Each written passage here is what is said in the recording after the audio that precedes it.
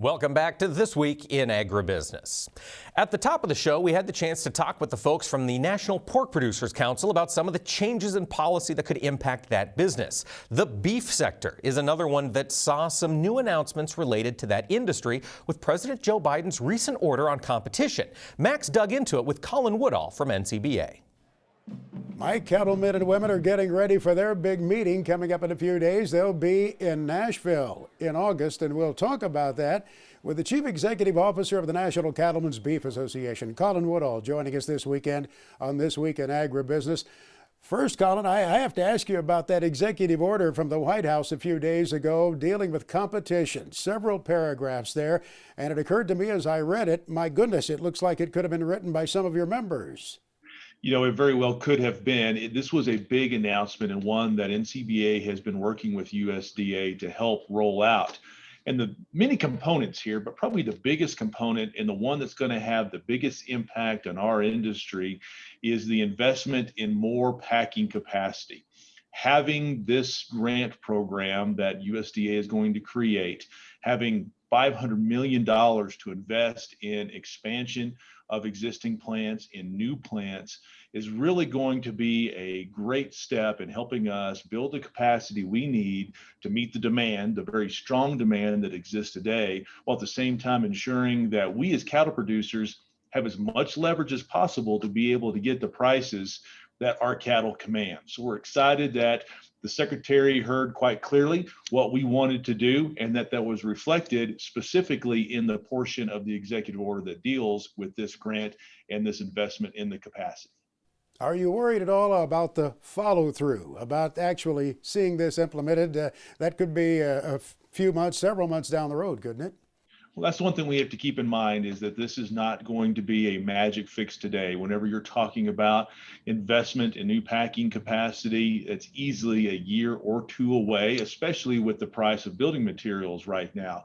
But I was fortunate enough to be on a phone call with Secretary Vilsack yesterday, and I tell you, he is fully committed to making sure that he gets comments, not only from Ncba, but all stakeholders to determine where those needs are so that way he can build this program in a way that's going to be the most effective.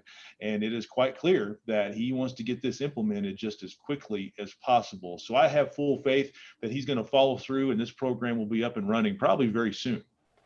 We know there certainly have been problems for producers by all means, but a friend of mine I was talking to 2 nights ago about this. He's a lawyer by profession, and he puts beef on his grill, your product on his grill, every week of the year, even in the wintertime.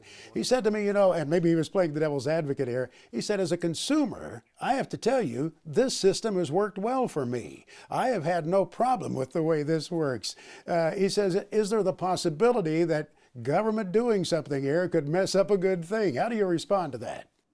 Well, I think that's a good inquiry and some interesting comments, but this is one that I just don't believe that we're going to see the government involvement have a negative impact. I think it's only going to provide more opportunities because this investment is going to be in local and regional plants. And as we saw throughout the pandemic, there is a huge demand right now for locally produced beef.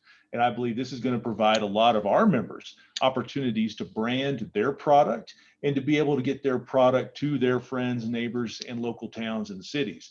So from our perspective, the capacity portion alone is good because it's going to provide that option for us to get our cattle processed just as quickly as possible. But then there is more to that. It's going to provide some new marketing opportunities that we haven't had in the past. So I believe it's just going to provide the consumers even more choices than they currently have. Just to switch gears about your convention coming up now, we know this is not the first meeting that you folks in the cattle industry have had since the pandemic. You actually had one a year ago. We did. Almost 1 year ago this week, we had our summer meeting, the first one that was held in the middle of the pandemic. And we felt so good because we were able to have it without anybody getting sick, thanks to the precautions that we took and the protections that we put in place. And here we are a year later, ready to have a full-fledged convention. So we are headed to Nashville. It's going to be August 10th through 12th. We are going to have a pretty normal convention. We don't have any restrictions. There are no mask restrictions. So we're going to have a great opportunity to get everybody together to help make policy for the association, to hear some great speakers, and more importantly, be able to stroll through over 7 acres of NCBA's trade show. We look forward to seeing you in a few days, Colin. Thanks for spending time with us this weekend. Always great to be with you, Max. Colin Woodall, Chief Executive Officer of the National Cattlemen's Beef Association.